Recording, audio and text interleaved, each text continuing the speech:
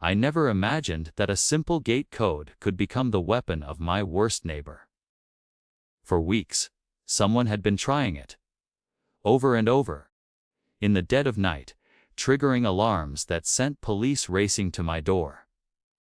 And when I finally caught her in the act, it wasn't just petty curiosity, it was deliberate, relentless, and personal. This wasn't just about a gate. It was about control, humiliation, and a neighbor who thought she owned the entire street. But what she didn't know was that every single attempt was being recorded, and it would come back to haunt her in a way she could never imagine. Life in Willow Creek had always felt safe, ordinary, almost idyllic. I had moved into the neighborhood 3 years ago, drawn by the wide tree-lined streets, neat rows of houses with manicured lawns, and the quiet hum of a community where everyone seemed to know everyone else. Or at least, that's what I thought. My mornings started with the sun spilling across the front porch, the faint smell of fresh coffee in the air, and the distant laughter of kids riding bikes down the cul-de-sac. Evenings were simple, but comforting: a glass of wine on the patio, the occasional neighborly wave, and the quiet reassurance that my family was exactly where we belonged. I wasn't flashy or extravagant. My house wasn't the biggest on the block, but it was mine, a modest sanctuary where we felt grounded. My neighbors knew me as the polite, quiet type, someone who mowed the lawn on time, kept the garden tidy, and never made a fuss. Life felt predictable. The kind of peaceful routine that lets you breathe easy at night. But in Willow Creek, appearances mattered. More than I could have imagined. The Homeowners Association wasn't just a formality, it was a presence, always lurking in the background, subtle yet undeniable. Notices would occasionally appear, reminders to trim hedges, paint fences, or adhere to rules that seemed harmless at first glance. No one paid them much mind. I certainly didn't. Then there was Karen. Everyone in the neighborhood knew her, or at least, they knew of her. She lived a few houses down, perfectly polished and impeccably dressed, always carrying herself like she was in charge of the entire street. Her smiles were quick and sharp, but behind them, I sensed something restless, a constant calculation. Nothing she did seemed innocent, though at first, it was easy to dismiss her as a busybody.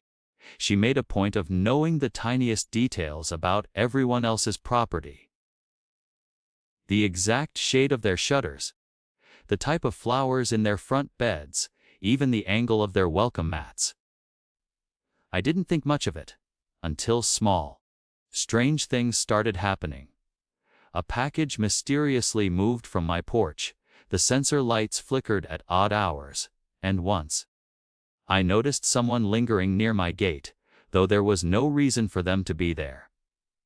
It felt like tiny ripples in an otherwise calm pond. Easy to ignore at first, but impossible not to notice when the pattern repeated. It was subtle, almost laughable, if you told someone else. Someone trying to peek at your gate code, testing boundaries no one thought were enforceable. But for me, it stirred a quiet unease, a creeping feeling that life in Willow Creek wasn't as safe as I had believed. Something, or someone, was pushing, probing, testing the limits of what they could control, and I had no idea how far it would go. At first, the warning seemed trivial.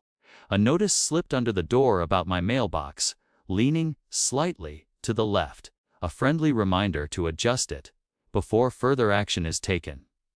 I laughed it off.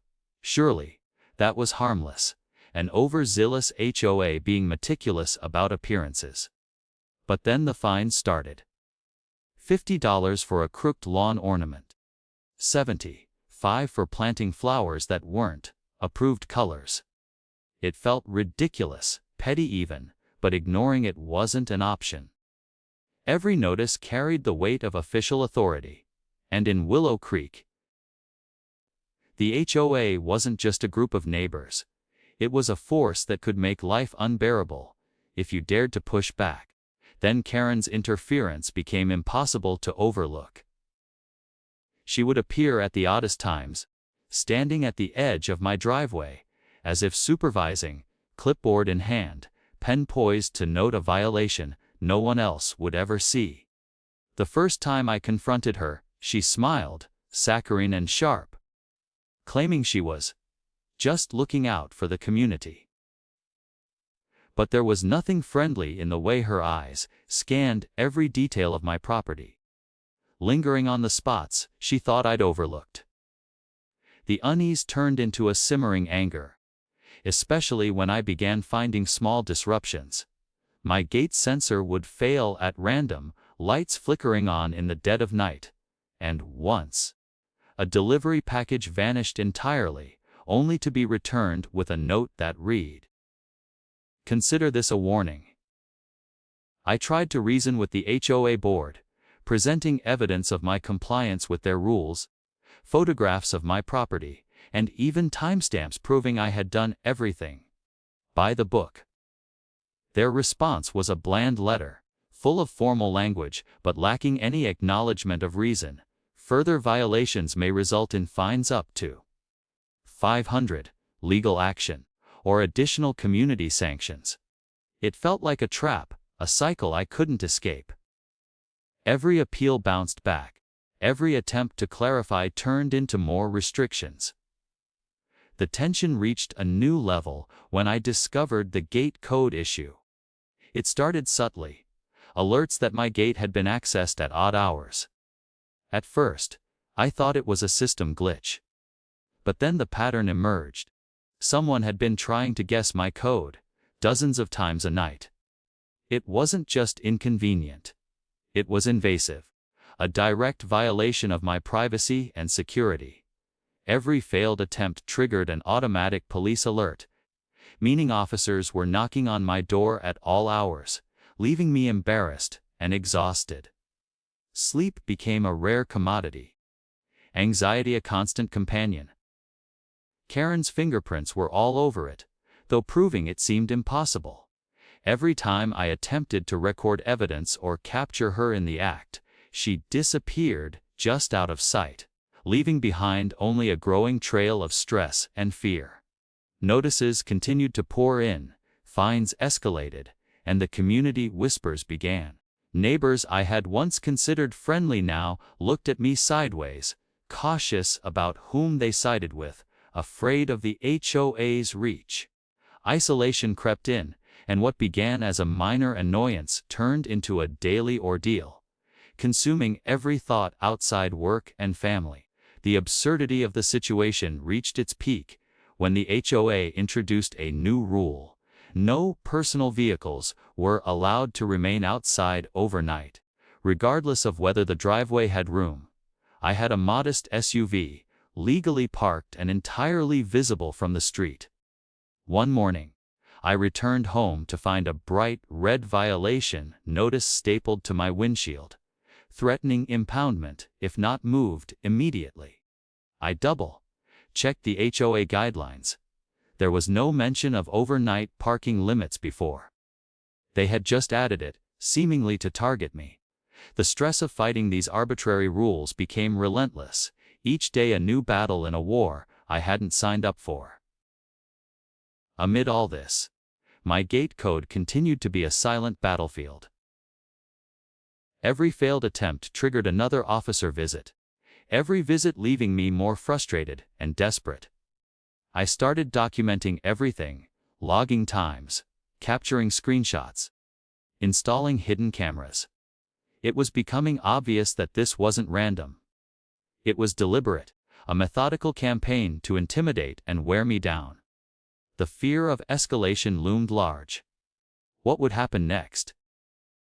How far would they go before crossing a line that couldn't be ignored? Then came the day when it all nearly tipped over. I arrived home to find a cluster of HOA notices stacked on my doorstep, each one more aggressive than the last. One of them hinted at legal action. Another demanded I attend an emergency board meeting to resolve repeated violations. But the most chilling was a cryptic note from Karen herself. Some lessons can only be learned the hard way. We'll see if you understand yours soon. My heart pounded as I stared at her signature scrawl. The petty annoyances, the fines, the gate code attempts. It all suddenly felt personal. Not just a struggle with rules, but a direct challenge, a gauntlet thrown down. I realized I had to act, but cautiously. Any misstep could give them the leverage to escalate further, to make my life even more unbearable.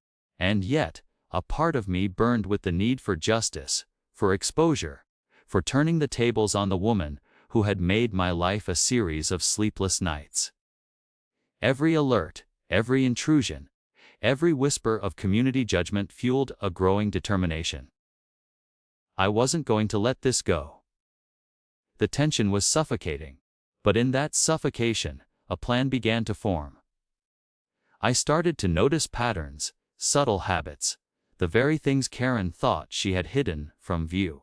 Each failed attempt at my gate code, every sudden visit, every tiny violation they tried to manufacture, it all became a piece of a larger puzzle. And the more I studied it, the more I realized this neighborhood wasn't just about rules or order. It was about power, and Karen had been testing the limits of hers. But I was about to find a way to turn it against her. As I sat there, exhausted and wary, a thought gnawed at me. If this escalated even one step further, the next confrontation could change everything. Would the HOA finally overreach too far? Would Karen make a mistake that couldn't be ignored? Or would I be trapped in this cycle indefinitely, at the mercy of petty tyranny disguised as community order? By the time the day arrived, I was exhausted, tense, and ready for anything. Months of harassment, fines, suspicious accidents, and late-night gate code attempts had booked to a point where the air in my own home felt heavy with anticipation. The HOA had called an emergency board meeting, demanding my presence, and I knew Karen would be there. Smiling, poised, confident. She had no idea that I had been meticulously documenting every violation, every intrusion, every petty attack. Everything she had done was recorded, logged, and ready to be exposed. Walking into the small, overly air-conditioned meeting room, I felt the familiar unease of being scrutinized under a magnifying glass. The board members sat in their high-backed chairs, notebooks open, pens poised. Karen was there, dressed impeccably as always, radiating that calm superiority she wielded like a weapon. The room smelled faintly of coffee and cheap carpet, but I barely noticed. My attention was fixed entirely on the evidence I had assembled, the digital trail that proved her, and the HOA's relentless targeting of me. The meeting began formally, with the chairperson reciting the agenda in a monotone voice, carefully avoiding eye contact. Complaints, violations, fines, an endless litany meant to intimidate. Karen spoke first, her tone friendly but sharp, as if reading from a practiced script. She painted me as negligent, careless, even defiant. But I noticed the small cracks. Tiny moments where her confidence faltered when she realized I wasn't reacting with the fear she expected. When it was my turn, I remained calm, measured, though inside my heart was pounding with a mixture of fury and anticipation. I started by showing the simple, indisputable records. Timestamps of gate code attempts. Hidden camera footage, capturing her lingering near my property. Screenshots of emails where she admitted to checking on community compliance in ways that violated every standard of privacy. The room went silent. Board members shifted uncomfortably, glancing at each other, suddenly aware that their authority had limits I had meticulously documented. Karen's eyes widened ever so slightly. For the first time, the confident mask faltered. she tried to interject, claiming it was all misunderstanding, that the alerts were glitches, that her presence was coincidental. But I was ready. Every claim she made had already been cross-referenced with evidence security system logs, timestamps, and multiple witness statements. Her carefully constructed narrative unraveled in real time, leaving only the raw weight of what she had done. Then came the crescendo. The moment I had been waiting for. I revealed the sequence of gate code attempts 37 times over the course of weeks, each one triggering automatic police alerts. I detailed every officer visit, the late-night interruptions, the way my life had been disrupted. The room felt heavy with tension. The air seemed charged. Karen's face was a mask of controlled panic, but it couldn't hide the truth. Every whispered attempt to manipulate perception had been caught, cataloged, undeniable. It didn't end there. I had one more move, something that would ensure this wasn't just a personal victory, but a public reckoning. Using a secure projection from my laptop, I displayed the map of the neighborhood with timestamps showing her movements near my property and the pattern of intrusion. Board members gasped. Karen's composure shattered. The evidence was visual, irrefutable, and humiliating. She tried to argue, to deflect. But the weight of proof pressed down like a hammer. The room was silent except for the faint hum of the projector and the occasional rustle of papers. I could see Karen's lips tremble slightly as she realized the scale of her exposure. This wasn't just a confrontation. It was a complete reversal.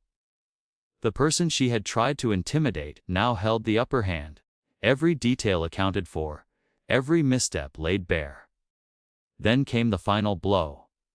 I had prepared a formal complaint to the local authorities, including police records, HOA bylaws, and legal documentation proving harassment and intimidation. I laid it on the table, methodically explaining that not only had Karen acted outside the bounds of the HOA rules, but she had violated local laws in her attempts to control my property and invade my privacy. The board members, once so rigid and unyielding, exchanged uneasy glances. Some whispered to each other. Others avoided eye contact, perhaps calculating how this revelation could implicate them as complicit. Karen's face went pale. I could see the panic rising. Her usual poise completely gone. For the first time, she wasn't smiling, wasn't asserting control. She was caught, exposed, vulnerable. And in that vulnerability, I felt a surge of something powerful: vindication, relief, and an almost intoxicating sense of justice. But the climax didn't end with satisfaction. It ended with anticipation. Just as I thought the board would immediately side with me, the chairperson cleared his throat, glancing at Karen, then back at me. We'll need to review all this evidence and respond formally. No immediate decisions can be made, he said carefully. The words were deliberate, a reminder that while I had exposed her, the process wasn't over. Legal bureaucracy, HOA procedures, and community politics still lingered like shadows, threatening to drag this confrontation into an uncertain future. Even Karen, humiliated and defeated in front of the board, raised her chin and gave a faint, almost imperceptible smile. It was chilling. She wasn't finished. The realization hit me: I had won the battle, but the war for peace in my own home, and perhaps in the neighborhood, was far from over. As I gathered my things, documents in hand, I glanced at Karen one last time. The room still buzzed with tension, every board member acutely aware that nothing would ever be the same. My heart raced, not from fear, but from the adrenaline of having faced months of harassment and turned the tide. Every sleepless night, every fine, every petty interference had led to this moment. And yet, the final question lingered in my mind, and in the air of the rooms. If someone like Karen was willing to go this far, what could she attempt next? And would I be ready when she did? After the explosive board meeting, the tension in Willow Creek shifted in ways I could feel instantly. For the first time in months, a sense of possibility, not relief, exactly, but possibility, replaced the suffocating anxiety that had dominated my daily life. Karen had been exposed in front of the HOA, her relentless campaign of harassment laid bare. Yet the war wasn't over. HOA rules, legal procedures, and community politics had a way of moving slowly, deliberately, and unpredictably. I had learned that even when you hold all the evidence, victory was never instantaneous. But I was ready to see this through, armed with the knowledge that I had turned the tide. The days after the meeting were surreal. Neighbors who had previously avoided me, hesitant to take sides in what they thought was a minor dispute, began approaching with cautious curiosity. Some whispered apologies for not intervening sooner. Others shared their own stories of petty fines, arbitrary rules, and silent intimidation from the HOA. Slowly, a picture emerged. I wasn't the only one being targeted. Willow Creek, once seemingly peaceful and orderly, was a neighborhood held hostage by a system that rewarded overreach and punished anyone who dared to maintain personal autonomy. Karen had been the tip of the iceberg. The HOA attempted to regain control. Official letters arrived, carefully worded to suggest that while they acknowledged my evidence, they still reserved the right to review and enforce community standards. I didn't panic. Every letter was cross-referenced, every claim countered with documentation. I had turned months of harassment into a defensive arsenal.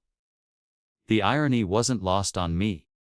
The system they had used to intimidate me was now the same system that ensured my protection. The rules that had once been a weapon became a shield. Karen's response was more dramatic. Initially, she maintained a facade of normalcy, appearing at community events with a polite smile that didn't reach her eyes. But small cracks began to appear. People noticed her hesitation when addressing the board. The subtle tension in conversations, the way she avoided lingering near my property. Her reputation, carefully constructed over years, had begun to erode. The exposure at the meeting had lasting consequences. Willow Creek's residents were no longer blind to her tactics, and word spread quickly. Social standing in this community, it seemed, was as fragile as trust, and she had burned hers completely. Meanwhile, I began to rebuild my sense of normalcy. Sleep returned in uneven waves at first, interrupted occasionally by residual anxiety. But gradually, I could sit on my porch again without feeling watched or judged. I installed additional security measures, not because I feared further attacks, but to assert control over my own space, a tangible symbol that my home belonged to me. Every locked gate, every surveillance camera, every documented record was a silent statement. No one could intimidate me into submission. And for the first time in months, I felt grounded, free, and confident. The board eventually issued a formal response. Karen was reprimanded, and her actions were officially classified as harassment. The HOA fines that had been levied against me were fully rescinded, and several new rules were implemented to prevent similar abuse in the future. I was asked to assist in drafting these policies, ensuring that future residents would be protected from the same arbitrary enforcement I had endured. It was a strange but empowering turn of events. The very organization that had been the source of my suffering now became part of the solution, guided in large part by my efforts. Beyond the official measures, there was a broader impact on the community. Neighborhood dynamics shifted as residents began to recognize the importance of accountability. Small acts of kindness, collaboration, and mutual respect replaced the quiet tension that had pervaded the streets for so long. People who had once been bystanders found a voice. Stories similar to mine emerged: fines for minor, subjective violations, neighbors policing each other under the guise of community standards, and subtle intimidation tactics designed to enforce conformity. By facing the conflict head-on, I had inadvertently sparked a ripple effect, empowering others to assert boundaries and demand fairness. Karen, despite her efforts to maintain influence, became a cautionary tale. Her attempts to regain control only highlighted the stark contrast between intimidation and accountability. Residents no longer feared her, and her credibility diminished with every interaction. Even some of her closest allies distanced themselves, unwilling to be associated with someone publicly exposed for harassment. Her behavior, once cloaked in charm and authority, was now unmistakable. It was manipulative, petty, and ultimately self-defeating. Witnessing this transformation, one that I had only partially orchestrated, was strangely satisfying. It was proof that persistence, evidence, and composure could overcome even the most brazen attempts at control. On a personal level, the experience reshaped how I approached community life. I learned to pay attention to the subtle signs of overreach, to document interactions meticulously, and to trust my instincts when something felt wrong. I also realized the importance of balance, standing firm against injustice while maintaining civility, avoiding the temptation to escalate conflicts unnecessarily. In many ways, the ordeal strengthened me, teaching lessons about resilience, vigilance, and the power of careful, deliberate action. Yet the most lasting impact wasn't legal or procedural. It was emotional. I no longer viewed my home as just a property. It became a symbol of perseverance. Every corner, every gate, every carefully maintained space represented a victory against intimidation. And more importantly, I had reclaimed my peace of mind, a priceless commodity after months of stress and uncertainty. The satisfaction was profound. I had faced months of harassment, endured sleepless nights, and navigated a maze of petty bureaucracy, and I had emerged not only unbroken but empowered. The neighborhood itself changed, too. Willow Creek slowly transformed from a place dominated by silent enforcement and fear into a community with a stronger sense of fairness and transparency. Meetings became more structured, rules were clarified, and residents were encouraged to voice concerns without fear of retaliation. Karen's downfall served as a cautionary tale, but it also underscored a larger principle: unchecked power, no matter how meticulously masked, eventually encounters resistance. The community, once complicit in silence, had learned that accountability wasn't optional. It was essential. Looking back, I understood the broader lesson: conflict, no matter how personal or frustrating, can be a catalyst for change. Standing firm against harassment and arbitrary authority wasn't easy. It required patience, strategy, and the willingness to endure discomfort in pursuit of justice. But the results were tangible. I had restored my own peace, protected my family, and contributed to a lasting cultural shift within the neighborhood. The ordeal that had seemed insurmountable in the early days became, in hindsight, a journey of empowerment and transformation.